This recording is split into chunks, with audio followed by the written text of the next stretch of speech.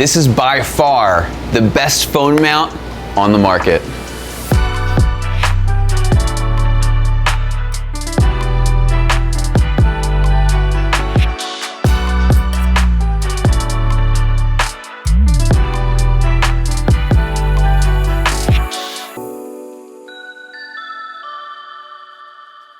Hey, this is Brian. Thanks for watching Kies Motorsports. If you like our videos, give us a thumbs up, make sure to subscribe, and check us out at kiesmotorsports.com. Today, we're going to show you how to install a fully integrated phone mount for your F30, your F32, F80, and more.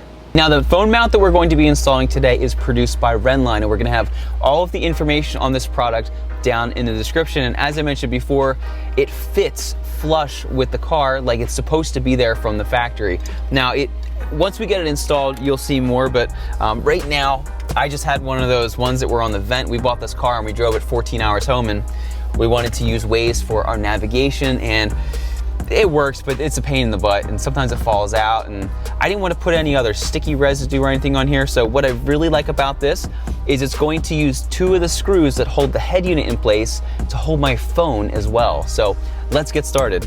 So when you get your Renline phone kit, it's going to come in 3 main parts. You have your main bracket, you have the ball joint, and you also have the magnet. So what I do is I unscrew that and I pop the ball joint in like so, and then you can take this plastic nut and thread it on just like that.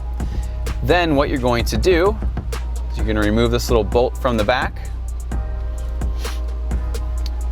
and then you're going to make sure that you align it like this, so it's the side that protrudes out is where this is going to stick on.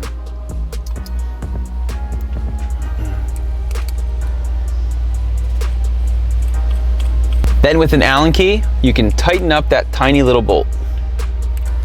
And this is what it looks like fully assembled. Now, the cool thing about this, whether you have a 3 series, if you have a 4 series, you have an F80, F82, works with all of these cars, which is really cool. So now what we're going to do is we are going to remove our dash trim. If you haven't done so yet, it's very easy. All you need to do is just be careful and just get your hand behind the trim and just carefully wiggle it back and forth. Just be careful down this end because the trim is very thin. There's a little pin over here, and there's also another pin down there. Once you get to about here, what I like to do is reach behind, and I like to pop out my button here for the hazard and also the window locks. And then there's one other connection right over here that needs to be disconnected. Then with a trim tool, just carefully pry down here.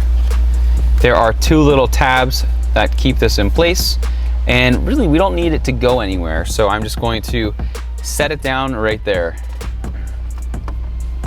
Okay, then there are 4 T20 screws. We're going to completely remove the ones on the right here, and then we're just going to loosen the ones on the left.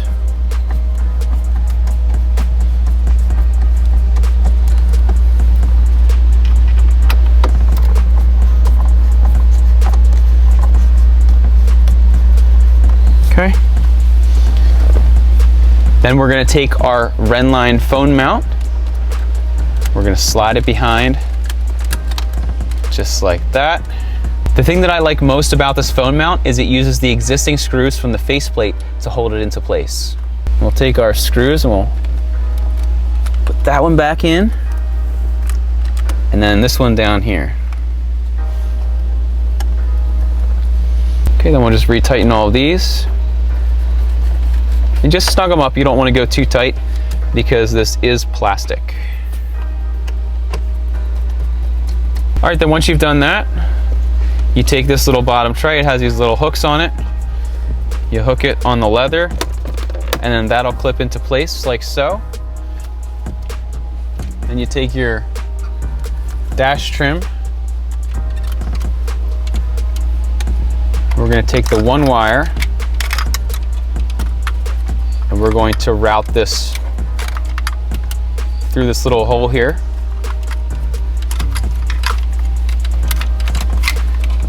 And this is for our hazards and also our door locks. And then we're going to take the other connection. We're going to plug that in for the climate.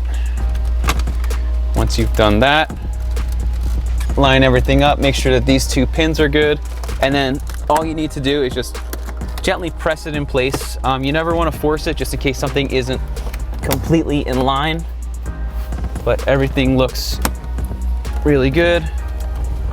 And then you can take your button again, clip that back in, and then really everything is fully installed at this point. I am just going to tighten this to make sure that my phone isn't going to swivel. Now, also included in the kit are these two little pieces of metal. There's one over here, I have the other one on the table over there. You can either stick it on the outside of your phone case, or you can stick it on the inside. You don't even have to stick it to the phone if you don't like. You can just set it right inside. Then once you have that metal plate, all you do, stick your phone on there and you're good to go. Now, something that I really like about this too is it is in the perfect location. I actually used to have a mount on this piece right here in my old 328, and I actually had it in my 335, but one of the reasons I don't have it anymore is because it kept falling off. But with this area, you have full access to every single button. It's not blocking a vent, it's out of the way, and it's very durable because it's screwed in. It's not held on by any kind of 3M tape or suction cups or any kind of vent clip or anything. So it's extremely sturdy.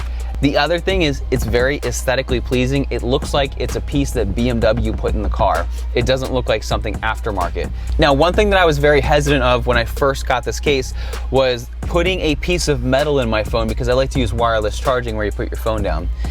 With this, it was the magnetic, and at first I wasn't gonna do it. But then what I did is, I just positioned the piece of metal slightly off center, and it allows me to still use the phone holder, but because of how I positioned it, I can still use wireless charging at home, and it doesn't interfere in any way.